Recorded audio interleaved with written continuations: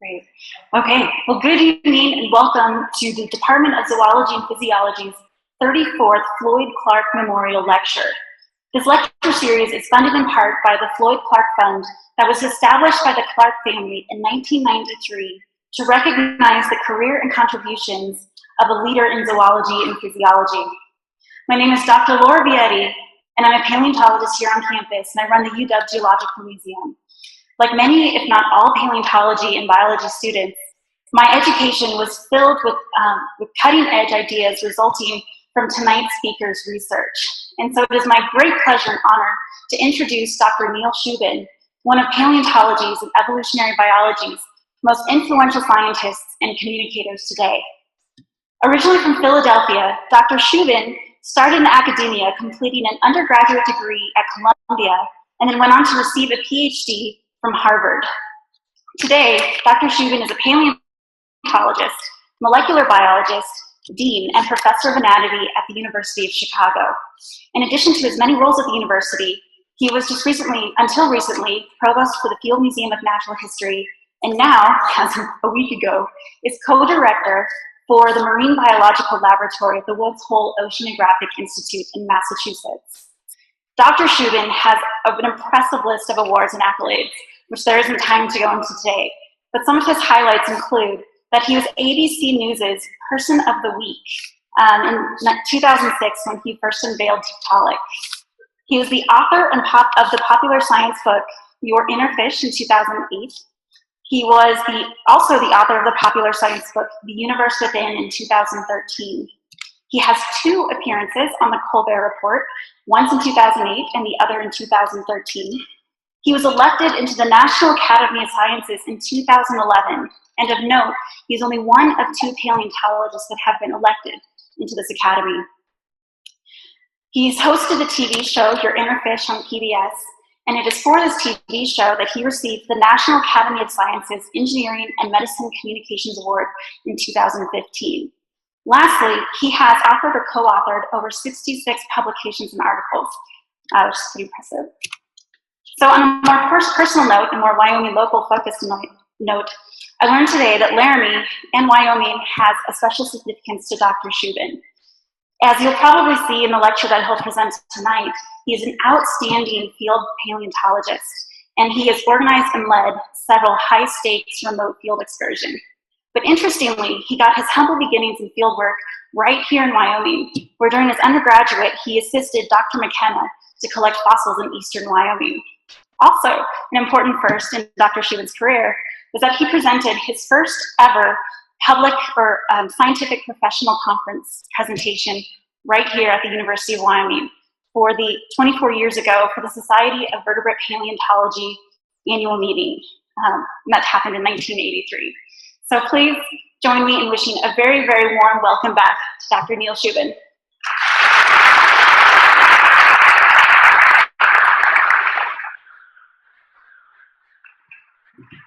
Thank you, and thanks for coming out. It is a pleasure to be here. I mean, coming out, I realized how important Wyoming has been to my growth as a scientist, as a paleontologist, and a public speaker.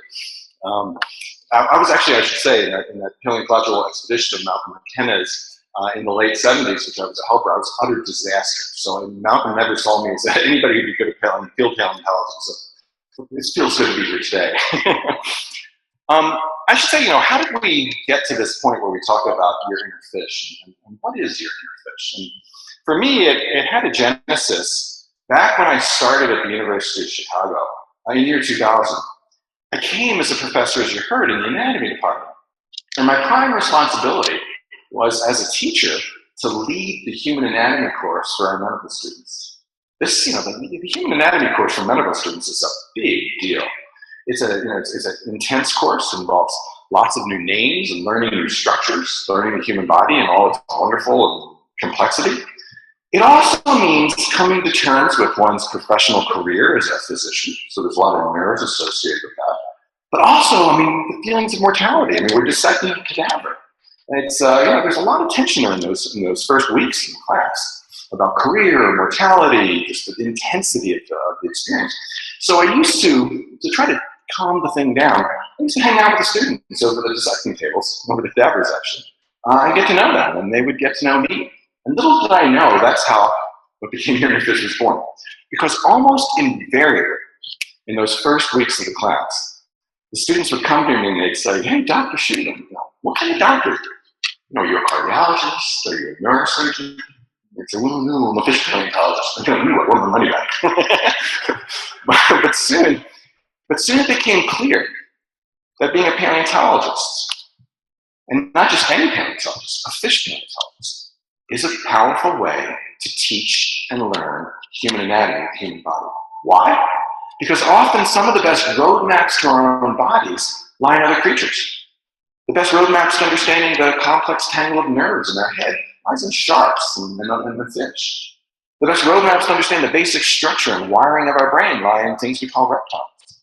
And the stories go on and on and on. And the reason for this is because in every organ, in every tissue, in every cell, in every gene of our body, we contain artifacts of over 3 billion years of the history of life. That's us. And how do we know that? The story is wonderful.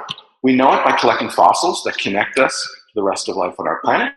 We know that by studying the anatomy in a comparative context, comparing ourselves to other creatures, living and dead.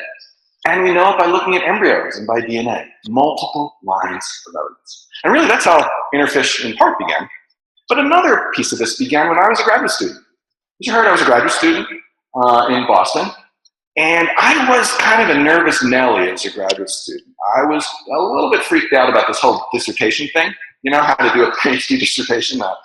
Because that was like, how do you find something to work on for 4 years that you can make a difference? And I was in my second year of graduate school, and I was fortunate to take a class from the late Ferris Jenkins, who was an eminence in the field of vertebrate paleontology then at Harvard. And Ferris was leading a seminar on the great transitions in the history of life. And in the third or fourth week of the seminar, he showed this slide. This is the slide that launched my career. It's kind of silly, but it's true. It's a slide from a book by an anatomist, actually, who was former chair of the anatomy department at the University of Chicago, Len Rudinsky, who wrote this in the late 80s. And what you see here in cartoon form is what we knew about of the fish to tetrapod, the fish to land-living animal transition, what we knew in the mid-80s, in very simplified form. What you see is a cartoon on the top. This creature is a cartoon of a fossil fish, a lobefin fish. These are creatures that first appear in the fossil record about 390-ish million years ago. And you can see it looks like a fish, and you can see the fins of the bones of its fins right there. And you see on the bottom a cartoon of a limbed animal. That's a critter from a cartoon of a fossil that was discovered in Greenland in the 1930s. And, it has a whole set of features we associate with land-living animals, namely, limbs, not fins. I remember looking at this slide as an early graduate student and saying to myself, whoa, that's a first-class problem, scientific problem. Fish live in water, land-living animals live on land, right? So, how did that happen? Everything has to change, from anatomy to physiology. Just seems so utterly impossible if you look at the endpoints. But I was being trained as a paleontologist. And as a paleontologist, I'm not looking at the endpoints. I want to fill these gaps. I want to see how this transaction happened in all its gory detail. So to do that, the quest became to find an intermediate, or really good intermediates, between this sort of primitive lobefin fish and the tetrapods. And that's what we set off to do. I wanted to find something like a flat-headed fish with fins, and fins with arm bones and wrists inside and so forth. So the question is how to do that. And I was training as a paleontologist, and so the idea was, hey, pull out the paleontological playbook. What's the paleontological playbook? Everybody who's a paleontologist, vertebrate paleontologist, knows it.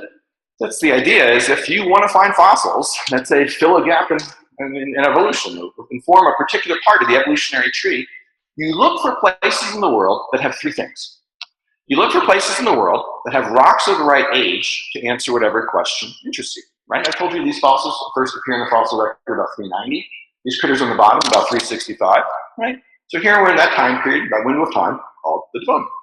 And fortunately, as you well know, many of you, the rocks of the world have been mapped, and we know general ages of rocks around the world. You can find those. The next thing is rocks of the right age, but you need rocks of the right type. Not every kind of rock holds fossils, right? Some are superheated, some are metamorphic and squeezed around, or superheated together with that. Or some rocks, the fossils simply can't be preserved because the conditions weren't right to preserve them, or the animals didn't live there in the first place. So you need rocks of the right type, and you begin to learn that as a paleontologist. And so our training in geology and sedimentology and stratigraphy is very important. The third criterion is it does me no good if my wonderful rocks, the right age and the right type, are buried 5 miles underground. Right? I need them exposed to the surface. I need access to them. That increases our odds of finding good stuff, right? So that's it. If you want to make a big discovery, go out and find places in the world that rocks the right age, rocks the right type, and rocks are exposed to the surface. And that's easy in principle. It's really hard in execution. So how did the story get started? So we set off on the Devonian. There was a fourth variable that was really important to me, and that was lack of money. So it's started my career. So I started my first academic job in Philadelphia, back at the University of Pennsylvania. And here I am in the southeastern corner of Pennsylvania, the great state of Pennsylvania. Wonderful for geology, by the way. And when I got there, I'm interested in this problem, and so I dug out the geological maps of Pennsylvania, and I've stripped the geological map. You're seeing it here of everything unimportant. And what you see here is Devonian across the state of Pennsylvania in purple. Pennsylvania is loaded with mapped Devonian age rocks, or the so-called Catskill Formation. So right, about 3 hours drive from my home in Pennsylvania, I had pretty nice rocks of more or less the right age. The question then is, are they rocks of the right type? Well, if you want to think about what Pennsylvania looked like in the Devonian, say about 365 million years ago, get Pittsburgh and get Harrisburg and get Philadelphia out of your brain and think Amazon Delta. This is a reconstruction of Pennsylvania 365 million years ago. And this cartoon really kind of shows it as it was. You have a highlands in the east and an inland sea, the so-called Catskill Sea, more or less to the west, kind of where Pittsburgh is today. And draining from east to west were a series of rivers, as in a delta system, that carried sediment from east to west. Now, if you're a paleontologist interested in finding critters at the cusp of the transition from life in water to life on land, oh, this is perfect. Why? Because if you have the right exposures, you can sample ancient seas, ancient estuaries, all the way upstream. Right? So you have rocks of the right type, the right depositional conditions, as we say. So rocks more or less of the right age, and rocks potentially of the right type, right outside my house. The problem is, as you probably guessed, is Pennsylvania is not the world's greatest desert. Right? It doesn't have a whole lot of exposures of rock that you can easily work on. So my entire research program with a student at the time, Ted Deschler, who's now at the Academy of Natural Sciences, and been a partner in much of what I'm going to tell you today, my fieldwork at the time with Ted became finding exposures that were made by the Pennsylvania Department of Transportation as they made new roads. So what PennDOT used to do is make new roads, right? They'd widen a road or they'd take a bend in a road. And what would they do when they do this? They would blow up rock if we were really lucky. And if we were extra really lucky, they would sometimes blow up rock in places where there's mapped Devonian. Ted and I got really lucky because they widened a road about an hour and a half north of State College, Pennsylvania in the late 70s, early 80s. And it's a place called Red Hill. Again, we're about an hour north of Lock Haven, about an hour and a half north of Penn State. And what you see here is it's a hill, and it's red, so Red Hill, not a clever name. What you see here is a human being. That's a person for scale. There are cars. And what you see laid out are the strata. These are the layers of Devonian rock. If I was to sort of show one of these to you in cross-section, you would see a cross-section of an ancient river stream. It would look sort of lenticular in shape, boulders on the inside, fine-grained sediments on the outside, classic kind of river captured in rock. And you see a lot of them here. What was cool about this site, active roadside, but we started pulling out teeth almost as soon as we got there. Teeth the size of railroad spikes, lots of them. Yeah, big monster fish were living in this road cut 365 million years ago. Started to pull out, jaws the length of your arm. This is Ted holding the front end of one of those jaws. And you can see sort of cross sections of those big teeth there as well. Right up there. Start finding all kinds of sloshed fish. This is sloshed fish. Here's the head, here's the body. Lots of those kinds of things, lobe-fin fish.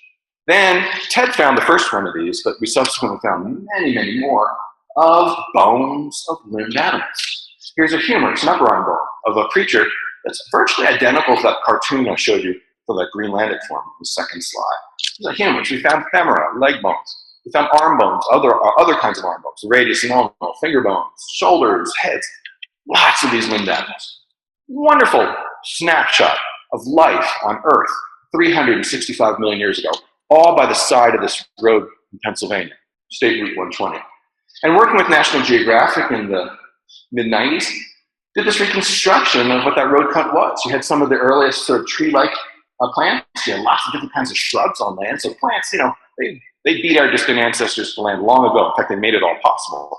Land was already occupied by plants and many invertebrates at that point in time. And we're seeing that reflected in this road cut in Pennsylvania.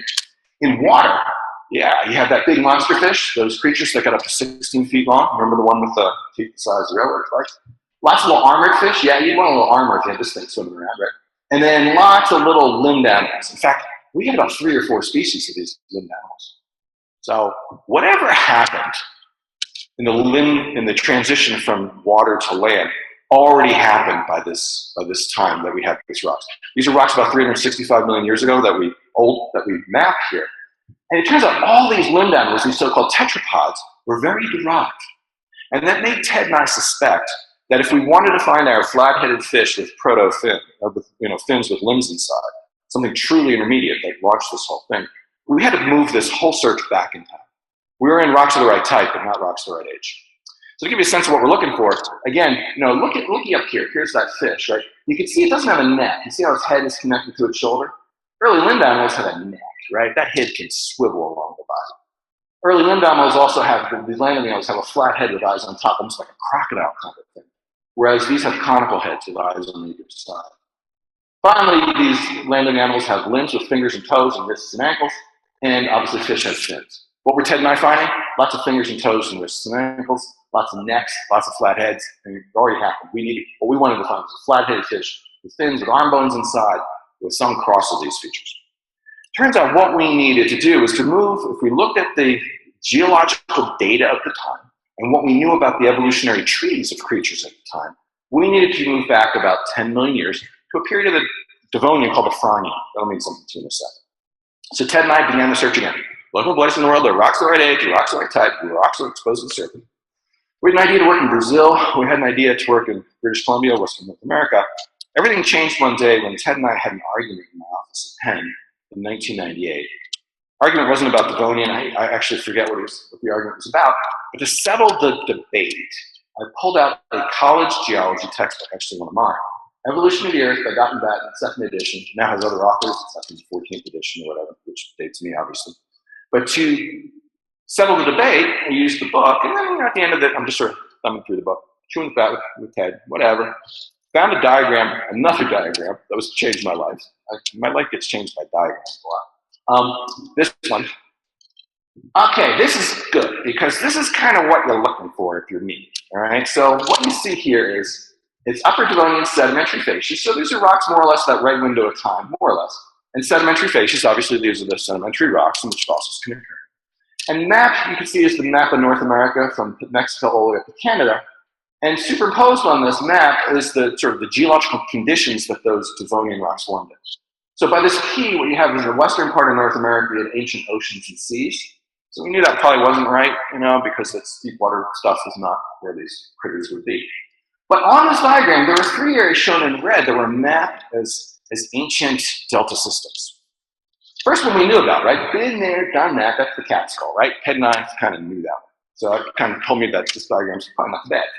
The next one, been there, done that too. Not me, but that was, that cartoon of the limbed animal I showed before in Greenland. These East Greenland rocks are really famous for early limbed animals, early tetrapods.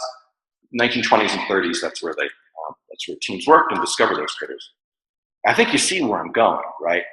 Exposed 1,500 kilometers east to west across the entire Canadian Arctic were Devonian rocks called the Fram Formation of the particular age in the Devonian, the so-called Fronian. That was an index of this diagram. There was another variable. I said, Ted, do you know anybody who worked in this house? He says, I don't know. Do you know anybody? He said, Ted, I asked you that question. Boom, boom, boom. We go back and forth with it. Nobody worked in this stuff. So we pull out the references from this geological textbook. Bam, off we went to the library. Ran to the library, and we found papers by this guy, classic field geologist. And this is kind of what paleontology is dependent on, people like this. Ashton Embry, great field geologist. The Canadian Geological Survey hired him in the mid-late 70s to work on the Canadian Arctic rocks, and map them geologically, right? He produced the geological maps with seed corn for what we do as paleontologists. They drop Ashton off with an Inuit helper, with a sledge and dogs, some canned food, and hopefully a can opener, and then they'd leave, right? And he'd be there for 3 or 4 weeks, digging, right? And then mapping with a Brunton and a Jacob staff and whatever. And he produced, in this time, an amazingly beautiful paper, which I'm going to show it to you. You're going to think I'm crazy, but there's a reason why. The Middle Upper Devonian Clastic Wedgelet of Franklinian Geosyncline.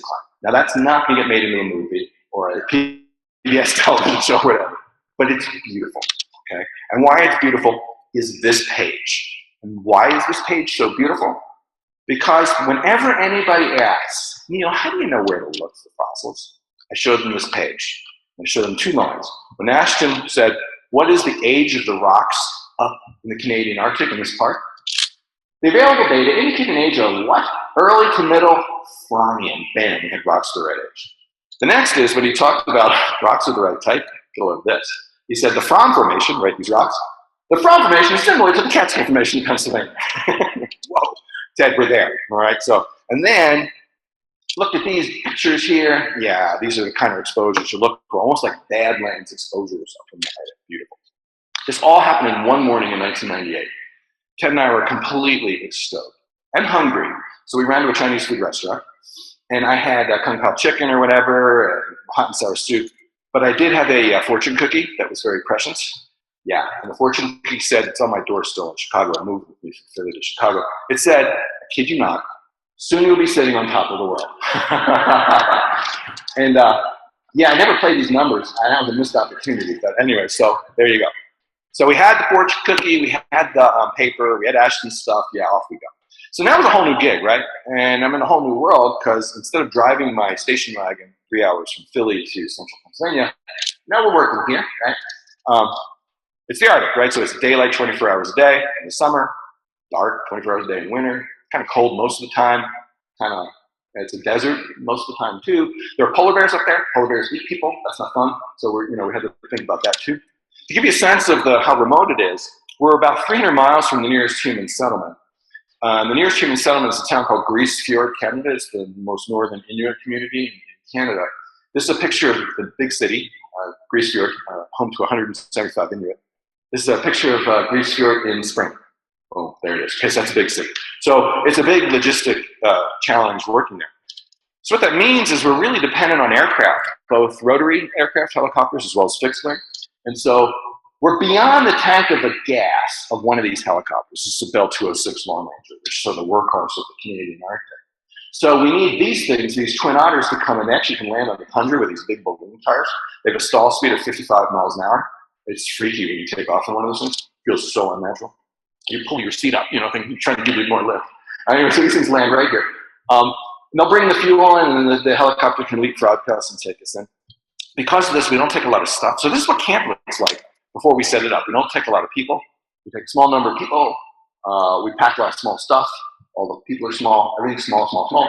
So this is kind of what it is. Now, all the food goes in these white tubs here, right? All that. Why do they go in the white tubs? Because they seal up really nicely, because there are big white creatures with big teeth, with big noses. So we don't want them to eat us. So we keep them in the cold of our food in these tubs. We work with usually a local Inuit youth from that village, who become very good fossil finders. The fabulous connection to work with them. Anyway, so to give you a sense of how things work, let me walk you through 6 years of my life in a few slides. So year one begins here. We had the fortune cookie in 1998. We got permits and money and eventually found our way to the Arctic in 1999. So we're here in the western part of the Arctic with Arrows. This is what camp looked like in 1999. Each of us have our own mountaineering tent, these wonderful MSR Prophets. They're beautiful tents. They were, we don't make them anymore.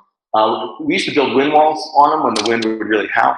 With a wind wall, they can withstand winds of like 70 or 80 miles an hour, which would knock you down if you're standing up. This tent, this is Farish's kitchen tent. It can withstand winds of about 25 miles an hour. So I spent half my professional career chasing this tent across the Canadian Arctic as it flies around. But anyway, so you set up at the base of these snowfields. You can drink the water right out of the streams. But what's relevant scientifically here is these are the Devonian clouds. So you can notice a couple things. Is that this western part of the Arctic is very flat, right? So it's not the world's best for the exposures. We kind of like a little more vertical badland, like badlands with cuts and so forth. Still was okay. We would find fossils exposed to the surface because what happens here is you have a freeze thaw that goes on during the year. In the winter in the Arctic, it's really, really, really cold. In the summer, it's less really cold. So it goes from really cold to less really cold. And as you do that, it cracks and opens, and whatever's in the rocks often breaks up and heaves to the surface. So typically we find fossil bones on the surface. Turns out what we would find is the fossil bones here were marine critters, sharks, and other deep water creatures. Nothing that suggests we'd find a limbed animal or even anything close to a limbed animal. We're in a deep water. These are deep water zones. Back in the day, in the Franian, was the middle of an ocean. So we were in the middle of the ocean. Let me use my old diagram here that I used for the Catskill. So we were somehow here in the middle of the sea, right? What Ted and I suspected is, geologically, we needed to be somewhere up and higher in estuaries or in the upstream areas where these critters would be in the meandering streams and so forth. What that meant geologically was moving from sea to estuary or upstream meant, in this case, moving east to a different kind of rock. So we went back the next season and we went east, right? So here we're on southern Ellesmere Island, down right there. What you see here is what camp looked like in southern Ellesmere Island. Note a couple things. New kitchen tent. Yeah. And also a little more vertical rock, so better exposure. But also these exposures were those fluvial river stream sediments.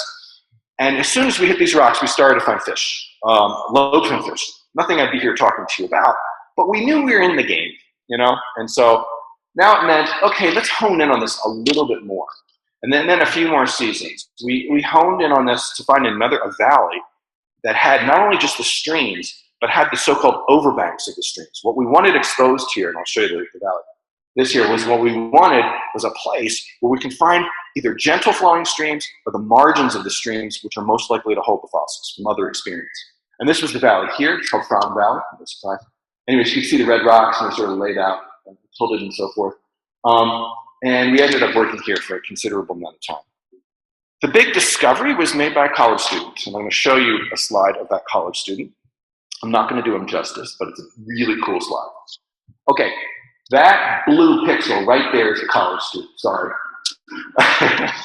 Young Jason Downs. Jason Downs was an undergraduate who joined us, wanted to be a pound college, and showed a lot of promise, so we took him in the field with us. This is an important slide, because Ted took this slide. It's an important slide because it shows young Jason Downs in the spot he was going to make the biggest discovery of his career or mine 3 hours or 4 hours before he was to make it. All right, so it's remarkable. So Ted had lunch and snapped this slide. And because he liked the view, not because he liked Jason. Anyway, so he took the slide and he finished his lunch and took off. Didn't even think about it. Didn't even think about Jason. I don't know why. And so Jason takes off. Boom, goes away. Walked off the slide. That's the last we saw of Jason till dinner time, which was kind of a problem because we got back to the main tent, made dinner, and I'm looking around and thinking, I see Jason. No, I didn't see Jason. You see Jason? I asked you that question again. No, I didn't. Nobody saw Jason. Wow. Now we're worried, right? Because where's our youngest crew member, a college student? He's lost. There are polar bears. No Jason. I mean, that's a big problem. Imagine if you lose an undergraduate in the field. That's a mountain of paperwork this high, okay? So I'm in trouble. So turns out, then we hear footsteps in the tent. Zip. Tent opens up, and there's Jason. His eyes are like globes. He's like, I found it. Jason, what did you find? A polar bear? What? He said, no, I found it. He proceeds to pull out of his parka, his raincoat, bone after bone, hundreds of fragments of lungfish and other lobe-fin fish. Turns out what happened is, Jason walked off the slide here, boom, and then he started to walk back to the camp, and camp was to the right. So he had to walk back along this layer here. See, it's kind of greenish. The reason why it's greenish is it's a carpet of thousands upon thousands upon thousands of fish bones. That stopped him, and so that stopped us too, because we stopped dinner, turned off the burners, we ran to Jason's site, which is about a mile from camp. This is us at 2 in the morning crawling Jason's site, so he just said, so it looks like that. It's got mags and pits on it. It was really remarkable. We were hoovering all these little fossils. Now the trick was, where was Jason's lair? Where's the lair that's producing those thousands of bones? Because they're obviously weathering out of the hill. Where are they weathering out of the hill? So it took us another year. I know it's a long time. It took us another season. We found the layer. Here's the layer. That's Ted right there. We found that layer, and that layer that was producing all those thousands of bones that Jason found were produced by skeleton after skeleton of fossil fish piled one on top of the other. It was about 14 different species. Wow, that was really amazing. So we worked it for another year, I know, a long time. And then everything changed one day in 2004. We're working Jason's lair, not finding anything really spectacular, finding skeletons, but the species were all kind of known to science, till this. Steve Gates, he's a professor now at Brown. This is Farish's back. Sorry, Farish's back. And there's Steve. Sorry, Steve, you're on the slide. Steve pulled a rock from right here. This is from Jason's lair. We're all working next to each other. Pulled a rock from right here. Now you can see a little V. He said, hey guys, what's this? We ran over to the site, and as soon as I saw this V, I knew we had spent 6 years and a fortune cookie and all kinds of stuff looking for it. Because what we saw here was teeth in this little crack. So there's clearly teeth. That's one jaw, that's another jaw in the rock. The sculpture on this were clearly fish. The armor of that was clearly fish-like. Furthermore, on the underside, it was an upside-down head. It was a snout, and a snout of a fish. And it's not just any fish. It's a flat snout, flat-headed fish. So I had the snout of a flat-headed fish sticking out of it. What was leading this off? Remember I told you those lobe-fin fish had conical heads, and they were looking for a flat-headed fish with fins with arm bones inside? Boom, that's what I had sticking out of it. So we removed this. Steve pedestaled it out. We actually wrapped them in plaster. We found several more that season. In fact, we found one where Farish is now underneath them, and then another down here I was working on, found it down there, found another one lower in the hill. These things come back in plaster at the bottom of a helicopter. There's a first-year University of Chicago graduate student for scale. They come back underneath the sling here. Have to go a couple hundred miles like that. I do love my students, even though we give them a risky job. Anyway, so they come back to Philadelphia and Chicago to the preparators. Those of you who know paleontological work, preparation is extremely important. These things would come back wrapped in plaster. The preparators would open the plaster, remove the rock grain by grain. Here's Steve's specimen after 3 months of that preparation. All right, here's the pin vise with the carbide needle. Look at this. Looks like we have a flat head. There's one orbiter eye hole. There's another orbiter eye hole. Let's look at this thing after another 5 months. Boom. Flat head. Eyes on top. There's one shoulder. There's another shoulder. Looks like we have a neck because there's no continuity of bone there. Something is going on. Well, what's going on here is we were looking for an intermediate with flat head with fins and arm bones on the side. Inside, we were looking for a place that had rocks the right age, rocks the right type, rocks exposed to the surface. What did we find? Boom, this. This is Steve's specimen. Like a fish, it has fins. It has fins with fin webbing here. It has scales in its back. It has a gazillion other fish characteristics from the armor on its jaws, from some of the configuration on its jaws. But like a limbed animal, it has a flat head with eyes on top. It has good bony architecture in terms of the articulations of these bones, which is classically limbed animal-like, fish head-like. And when you crack open the fin, what do you find? Bones that correspond to the upper arm, forearm, even parts of the wrist. This is kind of what we were looking for. And there's example after example of how this creature is intermediate. To give you a sense, and you can look at this afterwards, this is a cast of the creature, so this gives you a sense of the scale right here. This V right here is what we saw first. So what we saw first was an upside down V right here, the teeth there, and there's the snout flat, and it was exposed, just like yay. So the whole creature, this one is about 4 feet long. The biggest one we found is about 8 feet long, so it's a growth series, probably. Anyway, so to give you a sense of what's the drill here, this critter, like a fish, like a lobe-fin fish in particular, has fins with fin webbing, has scales, has primitive jaws, and most can go on and on and on to the bottom of the slide. I just didn't list it all. Like a land-living animal or tetrapod, it has a neck, has wrists, which I'll show in a sec, has a flat head, expanded ribs, and that list goes on and on too. So we realized we have a mosaic, exactly what we were looking for. And so now, when you're a paleontologist and you find something new like this, you can give it a name, right? That's what you do as part of the scientific process. So we began a naming project to name this critter. And since we were working on Inuit land, we wanted to engage the Inuit community in a naming project. And so this is the Inuit elders. We engaged the Inuit elders in coming up with a name. And we had 2 goals. We wanted a name that would make sense and it was meaningful both to them and to us. And we wanted a name that we could pronounce.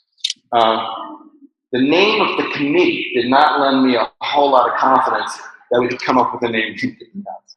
So I was talking to this guy here. I was in Chicago and he'd be in Greece Fjord in the middle of winter, and we were talking about this thing. And it was really hard to get across what we had. They didn't have a word or concept for fossils, right? So in Inuktitut. And so, he had to go back and forth. Eventually he got it. It was really challenging for us, but he got very frustrated with me with the whole process because, hunters don't find fish in rocks, and the whole thing was tough. Eventually he said, look, stop. Just tell me what it is and where it lives.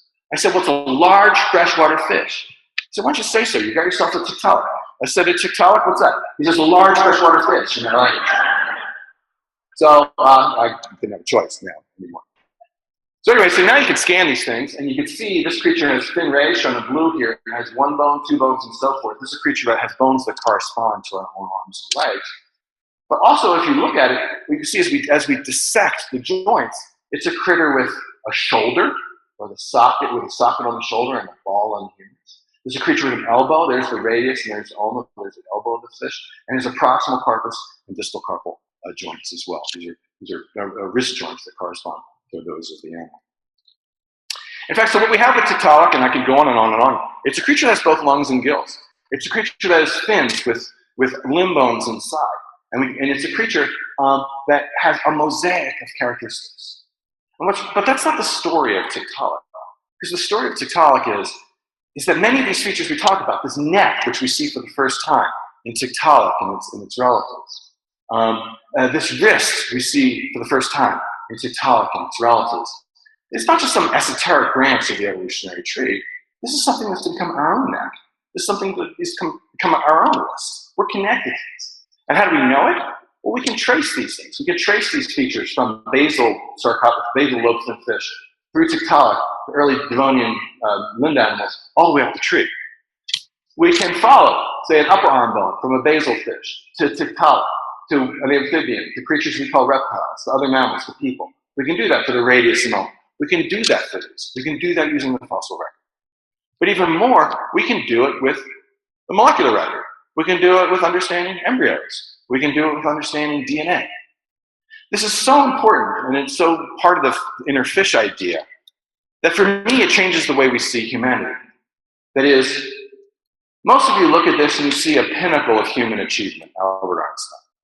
I've been working on fish for about 35 years. And what I see, after being that kind of fossil finder and molecular biologist, is I don't see that. I just see a big fat old fish with two legs. And you can compare Professor Einstein to the fish. Oh, by the way, I labeled it. Einstein's on the left here. You can compare Professor Einstein to the fish in many different ways. I mean, the first is if you look at the head in early development, let's take development. What you see here is a head. This is Einstein's head. This is our head. You see there are paired primordia for the eyes, and then there's a series of gill arches or pharyngeal arches, swirlings, which I've color coded here: light blue, dark blue, green, and yellow, with slits inside. What do you see when you look at fish or sharks? The femurs don't look identical, but you have paired primordia for the eyes. We also see these swellings with slits between them: light blue, dark blue, green, and yellow, and so forth. These things are loaded with cells, and you can ask the question, what do those cells become? In sharks, the first one becomes portions of the upper and lower jaw, and the others become portions of the gill apparatus, as well as the muscles and nerves and bones that control all that stuff. What happens in people? In people, the first one in light blue becomes a portion of the lower jaw and two bones in the middle ear. The second one in dark blue becomes a piece of the throat bone, the base of the tongue, and one bone in the middle ear, as well as something else. And the others become portions of the voice box, as well as the muscles and nerves and bones that control all this stuff. What does this mean? That in many ways, many of the muscles and nerves and bones I'm using to talk to you with, and many of the muscles and nerves and bones you're using to hear me with, correlate to the gill structures in sharks and fish. And how do we know that? We know that through comparing the embryos.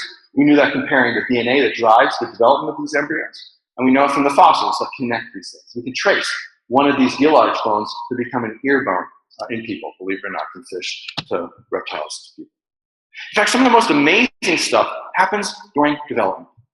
That is, development begins with a fertilized egg, a single cell that's fertilized. But over time, bodies get built. We call that process going from a single cell to 2 trillion cells. We call that bodybuilding, going from the thing on the left to the thing on the right. And what's amazing is to go from this egg to this creature on the right, there's all kinds of stuff that happens. And one of the biggest pieces of that is the recipe inside the egg, the recipe written in the DNA inside the egg. And here are some of the most fundamental similarities. Let's just take a few. If you look at humans, we have a body plan, right? Our limbs are always in the right place. We have a body plan. You can see that our vertebrae or backbones all have a set plan, numbers, and they're positioned in the right way.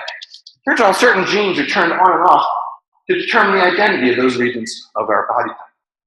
Versions of those same genes that build the basic architecture of our bodies are seen in other creatures, namely flies and worms and other creatures. And what are they doing? They're defining the basic architecture that's front of that body as well.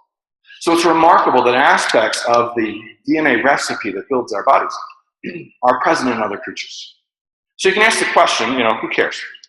Who cares about your inner fish at all? And I would say, well, the Nobel Prize Committee in Medicine and Physiology cares a lot. And why?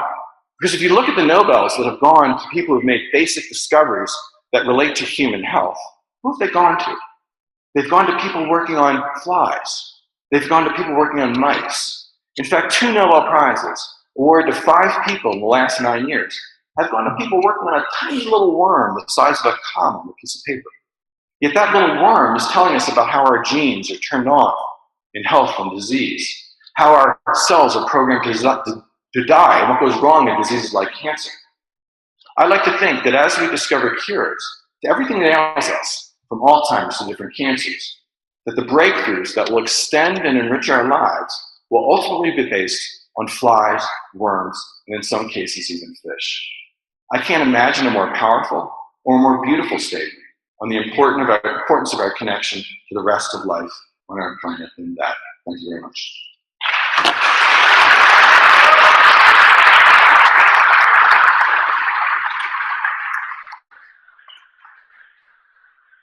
Thank you. I'll take questions. Before I do, let me just show a slide. A couple slides. That's the Tiktaalik slide, University of Chicago graduate student for scale. Took us 6 years to find this thing. We're in that site a few days after we discovered Tiktaalik. And Ted looks at me and says, Neil, I've seen this site before. I said, Ted, you didn't see this site before. You know me, previous lives. Don't get all new age on me. He said, no, I've seen it before. So he runs the tent and gets Ash Memories paper. Keep this set in your head. Boom. Yeah, I know. I should have read his paper more carefully. Guilty as charged. Thank you. Questions welcome. Please come up to the front so I can hear your questions, and then I'll repeat them with the microphone and answer it, hopefully.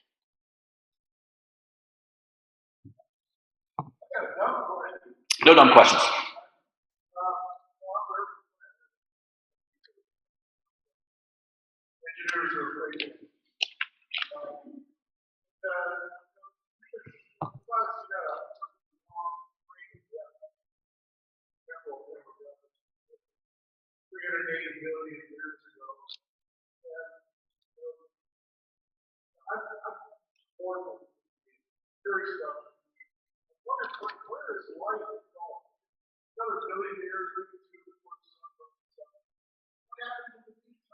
Right, so in the long term, life is gone, on this planet at least.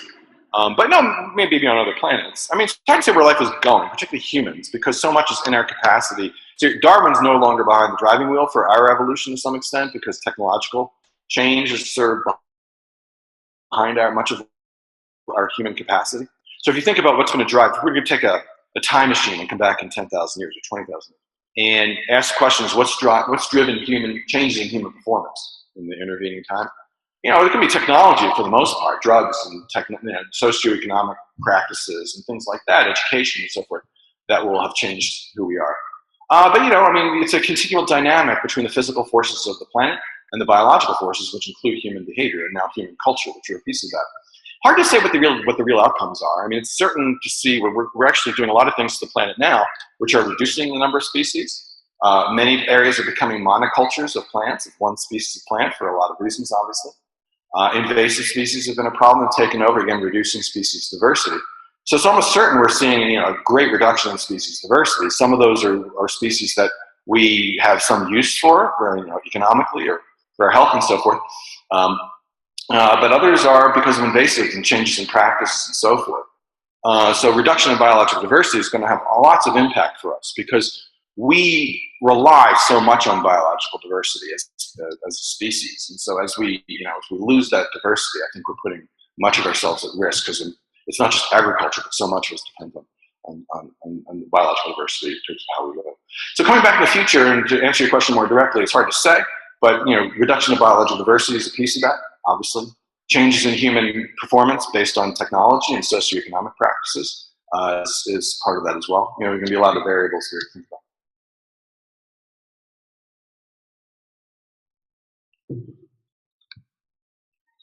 Yes.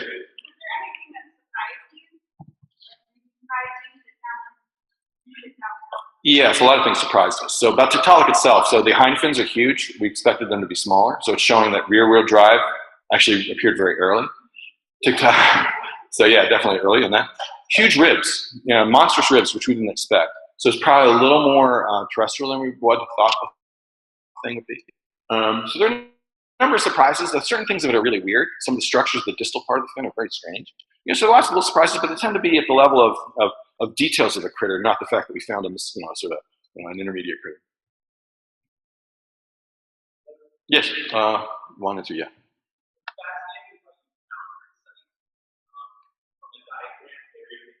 Yeah.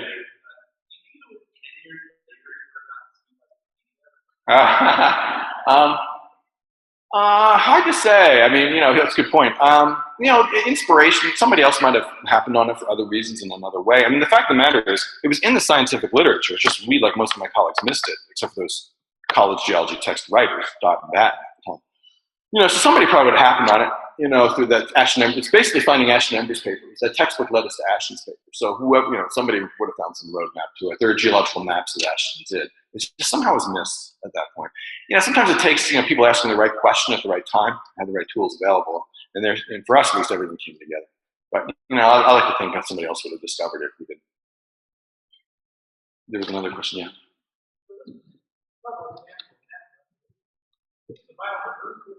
Yeah. Yeah, thank you for that question. Yeah, so what was the biological diversity of the site? Very high, actually. Obviously I'm only focusing on Tiktaalik as an inner fish talk. But if I was talking about Devonian ecosystems, I could go through chapter and verse. There were sharks, lungfish, other kinds of lobe-fin fish around, placoderms, these armored fish that were swimming around at that time. Interesting, a lot of invertebrates, concostricans, and other critters. Interestingly, very low plant diversity because we really don't have the right types of rocks. And we looked for a lot for plants. We didn't really find macrofossil plants. We have to be there, but we didn't find them in that particular basin. Well preserved. Lots of pollen and spores, so we know that they're there. We know for other places that they're there, just not at that particular site. So what we have at that site is almost certainly some sort of meandering stream, oxbow lakes, ephemeral ponds and so forth. There probably was some tidal influence as you go downstream a little bit more. And then you had to think of a community an Amazonian-style community that has a tidal influence in certain parts with ephemeral ponds and lakes, oxbows, and so forth in a meandering plain, flat plain. Think of soils. So some of these, there are paleosols here, which are soil layers in this area. So you had streams with sort of stable banks as well.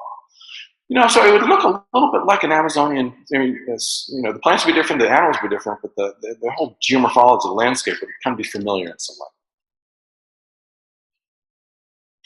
Question, yeah.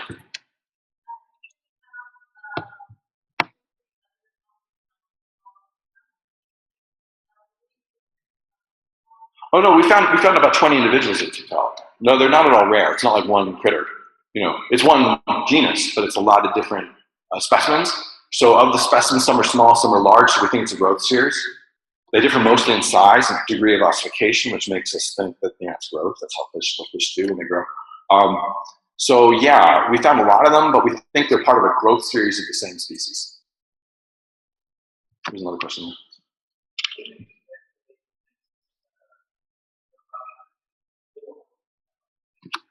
Funny you should ask that question. For my next slide, this is where I was in December and January in Antarctica.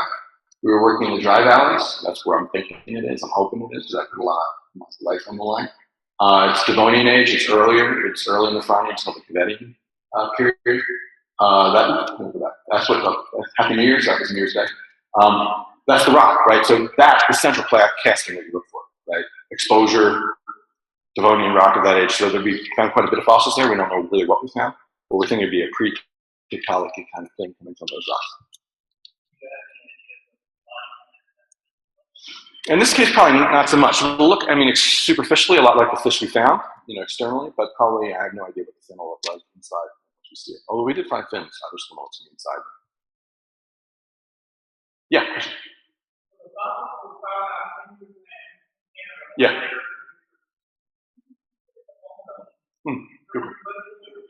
Yeah.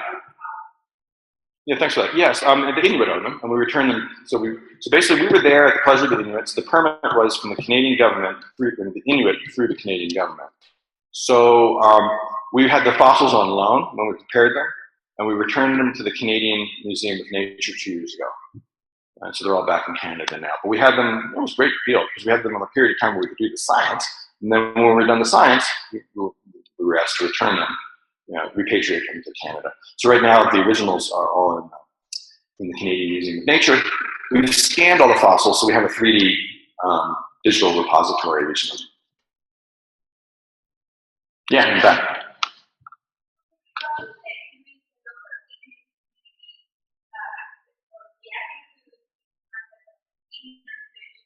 Yeah. Yeah, how did the local community respond and how was their impact? Very, very, very positive. I mean, we sent them, so we kept them, as soon as we knew what we had found, we involved them immediately, obviously, not only in the naming project, but we sent them the reprints of the papers.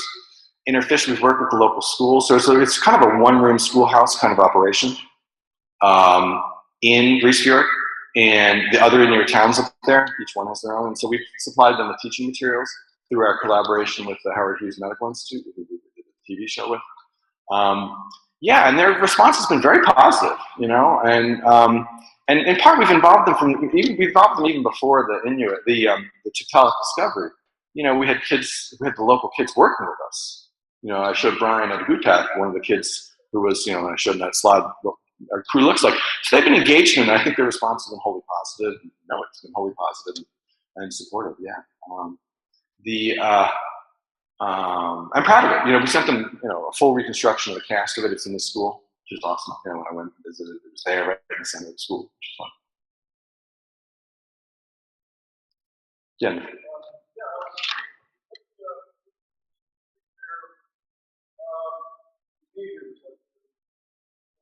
Yeah. So yeah, where they live. So the Tiktaalik, when you think about with a flathead, you think of a crocodile kind of creature, right? So these are creatures that can live on the water bottom, the so-called benthos, and support themselves in the bottom of the water column. But they can also scurry out in the mud flats and live in the shallows.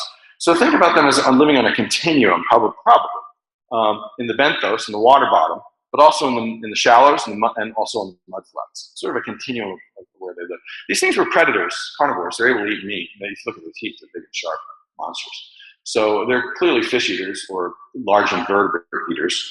So they were able to get food on land because there was critters on land of that sort. There are also critters in water like that as well. No, I could just guess they're probably the smaller creatures we discovered. Those little ray fin fish, things like that. There's some invertebrates living there as well.